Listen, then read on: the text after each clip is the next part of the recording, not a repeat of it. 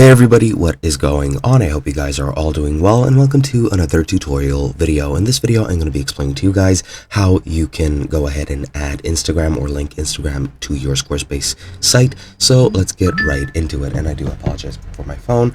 But yeah, it's very simple actually. You just need to add some links to your header or to your pages on Instagram or on Squarespace. So I'm just going to show you how to do that.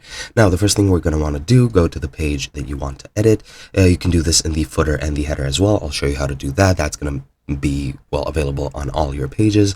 So if I go to edit this empty page, I'm going to go ahead and add a new section. I'm just going to add a blank section. And now if we're here, we can go ahead and click add a block, and we can scroll down until we see our social media links, which are somewhere here. There we go, social links. And as you can see, currently I only have Twitter, Facebook, and LinkedIn. I'm going to just move them to the middle so that you can see them better. I might even make them a bit larger, and it looks like I can do that. But yeah, what we're going to do, as you can see, you can edit whether Twitter, Facebook, or LinkedIn are visible. I'll edit this and I'll remove all of them because I don't need them. And what you can do is click add social link, and you can add your Instagram link if you want right over here. I won't link my Instagram, but you just need to add your link over here, and that's pretty much it. Now, once you do that, you can go ahead and save, and you can also click edit site header. Here you can add elements, and again you can add social links over here as well.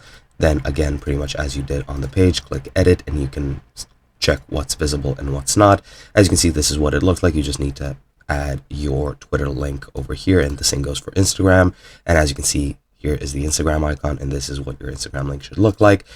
Again, you just need to click add social link, add your Instagram link, and that is pretty much it.